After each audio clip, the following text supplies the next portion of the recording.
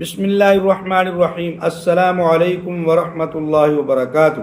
ناظرین و سامعین، بہت سارے لوگ جو ہی محرم الحرام کا چاند نظر آتا ہے تو جو نئی نویلی دلہن ہے اس کو اپنے میکے میں بھیج دیتے ہیں۔ کیا وجہ؟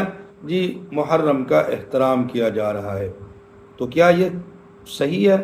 ایسا کرنا چاہیے؟ یہ احترام محرم کا جائز ہے اس طرح کا، یا یہ غلط طریقہ ہے؟ اس کی وضاحت آج آپ کے سامنے رکھوں گا۔ کیا خامد محرم الحرام میں بھی اپنی بیوی سے ہم بستری کر سکتا ہے یا نہیں؟ حقوق زوجیت محرم میں بھی ادا کرنا جائز ہے یا منع ہے؟ اس سے پہلے گزارش ہے ہمارے اس چینل کو ضرور سبسکرائب کر لیں۔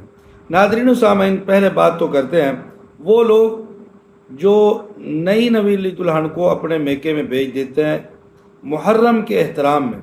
ان سے ایک سوال بنتا ہے، کیا یہ صرف نئی نویلی دلہن کا احترام ہے، اس کے لیے محرم کا احترام ہے، یا جو پرانی دلہنیں ہو چکی ہیں، پرانی بیوی ہو چکی ہیں، جن کے بچے ہو چکے ہیں، وہ ان کے لیے احترام ضروری نہیں ہے؟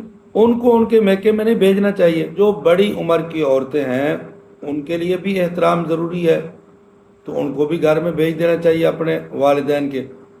تو کیا یہ صرف نئی نویلی دلہنوں کے لیے محرم کا احترام ہے؟ تو یہ بالکل ایک رسم ہے، غلط ہے، یہ نہیں کرنا چاہیے۔ محرم الحرام میں شادی کرنے سے کوئی منع نہیں ہے، لیکن لوگ جو ہیں وہ محرم میں شادی نہیں کرتے اور اپنی جو عورتیں ان کو بھی الگ کر دیتے ہیں کہ محرم کا احترام کیا جا رہا ہے، تو یہ بالکل غلط ہے۔